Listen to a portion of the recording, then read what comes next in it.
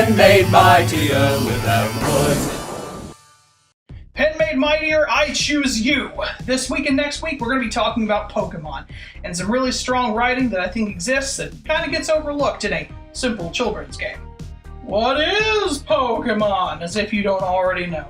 Pokemon games always follow a really simple formula. It's not really hard to figure out, and I think a lot of people start taking the game's story for granted because of that.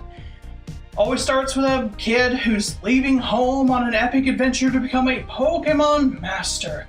He battles some monsters, fights some trainers, catches a few new friends in, well, these shocking red and white balls. After that, he takes on a few gym leaders, beats up them to gain some badges to earn some respect. An evil team appears, and he has to put them down one after another, after another, after another, after another. He finishes out his 8 gym badges, catches some legendary Pokemon hopefully, and then takes on the Elite Four, the strongest 4 trainers in whatever region he's fighting in, only to find out there's a champion at the end, beat that dude, and then, ta-da, you're the new champion, congratulations! And then the real struggle begins of trying to capture 750 Pokemon and make them all battle ready. And then trying to cheat the game to make them all different colors, because Lord knows that's what we needed in our life. I do love it though. So in terms of antagonists, Pokemon doesn't really have too many of them.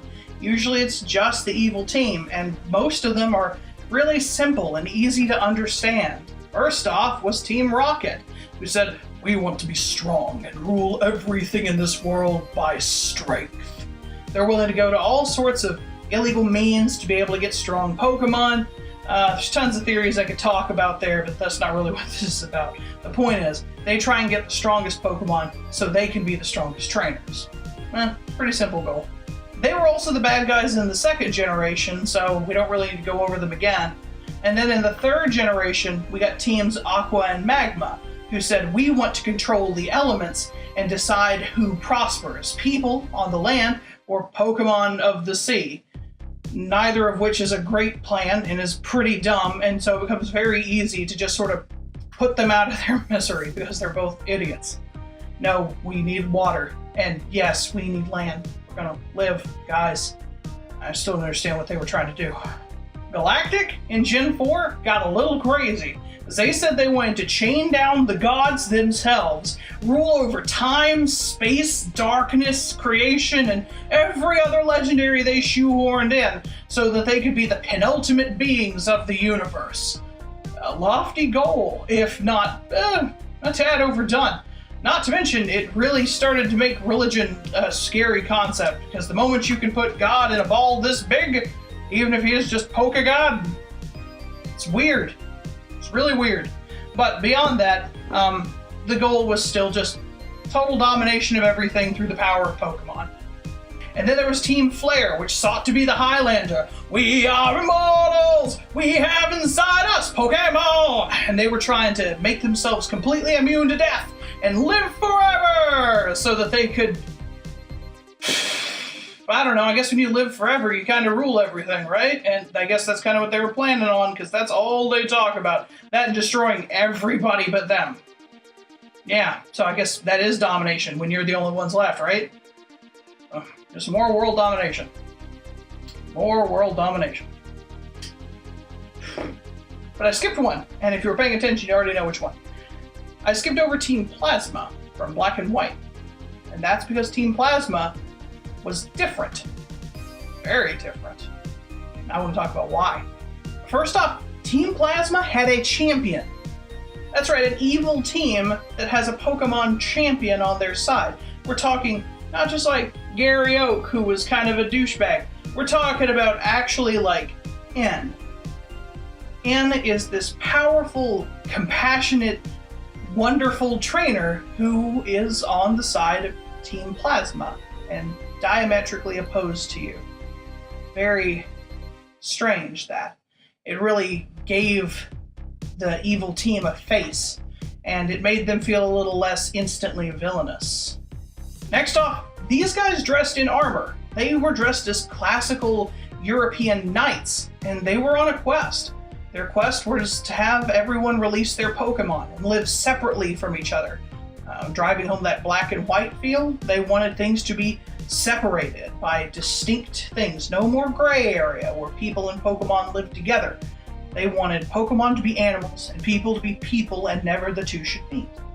It was an interesting quest, and they started to really make me question myself, because if I truly love these creatures and if they truly want to fight for me, then why do I need this?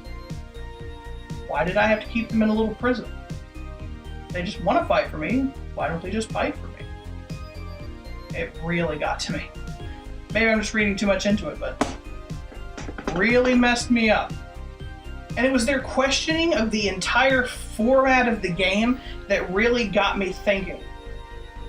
Why am I doing this? I mean, after I get all 750 Pokemon, they're gonna sit in the PC. I'm not gonna fight with most of them, I'm just catching them to have them. Is that good? I don't think that's good. Really made me question everything. In a big way. And worse, if you're an adult and not a kid who's just bleary-eyed optimism can make them see through anything and go, no, Pokemon are friends. As an adult playing Pokemon, you kind of question, like, what if I'm the exception? I mean, anybody can throw a Pokeball. They don't have to treat their Pokemon nicely. In fact, there's moves like Frustration, which give you a bonus the more your Pokemon hate you. At that point, is it good? Are we the only good trainer if we are good? And what if we're not? People say it's almost impossible to make your Pokemon hate you, because as long as they win battles and stuff, they love you. But to me, that just sounds like Stockholm Syndrome. Your Pokemon love you because you're the only way that they get fed, and because you literally control where they live. You could drop them in the ocean, and that's the end for them, so I guess they better come to peace with it, right? It's 8 kinds of messed up. All this culminated in me thinking that Plasma and N were both very interesting, in a way that the other Pokemon villains just weren't. But beyond that, I think it's possible that these Pokemon villainous teams could represent pressures from the industry as a whole. At the very least, there's a lot of cool parallels to draw.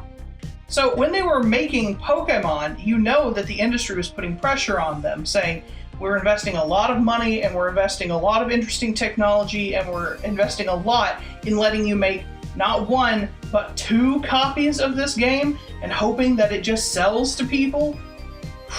That's a big jump to take. We want a powerhouse hit. That's Team Rocket saying, we want the strongest. If you're not the strongest, we don't need you. And then when Generation 2 came around, they were just like, the first one was amazing. It sold all the copies ever. Do it again. So they did it again. They brought back Rocket and just had them do the same thing again. Might not be industry pressure, could just be because they thought the villains would last forever. But it was interesting that when they told them just do it again, they just did it again. With Aqua and Magma, this is the only time you see 2 teams that are sort of diametrically opposed to each other, and you diametrically opposed to both of them at the same time. And I think this is because people were arguing over the future of Pokemon. You know, where we should go from here. Should we keep making more Pokemon? Should we focus on the Pokemon we already have? There was a lot of push and pull on the industry, on the creators of this game, to see if Pokemon was going to keep existing one way, or a different way, or a third way. I mean, who knew how it was going to go except for the creators, right? And the people putting pressure on them from above. Then Gen 4 happened, and by then, people were convinced Pokemon was never going away. So the evil team in that one, Galactic, they saw Pokemon as a religion. And in a way, it kind of was. Talking about millions of kids playing games for decades now. Hundreds of hours poured into each version so that they can catch all the Pokemon. That's incredible. And at that point, when Pikachu is a household name and everybody knows what a Pokeball is, we are talking about a cultural phenomenon. And, you know, it might even be seen as a religion to some. With Plasma, we started to get pressure from groups like PETA and parents, questioning the morals and the efficacy of Pokemon as a game genre, because you are using animals to fight other animals so that you can capture other animals and force them to do your bidding. But because of that, I have to imagine that the pressure on them was devastatingly huge to try and make something a little bit more friendly.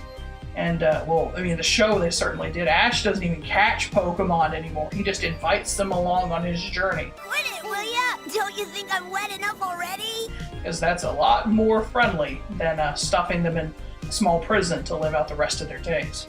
And then, with Team Flare, I think it might even be the pressure on them that Pokemon will never be allowed to die. As a genre, people are going to keep playing these games as long as they're made. Because of that, they have a cultural force that's never going away. So I think that that's worth noting. It could be that they just feel like no matter what they do at Game Freak, they will be making Pokemon games until they are dead, buried, and completely forgotten. So I hope this little look into the teams of Pokemon was interesting to you and understanding what could be at play in their thought process. Next time we're going to talk about one specific member of my favorite team, Team Plasma. We're going to talk about N and a theory I've got on him. It could just be good writing, it could be that I'm writing my own story. But tune in next time and we'll learn more about it. Thanks for sticking with me. Bye now.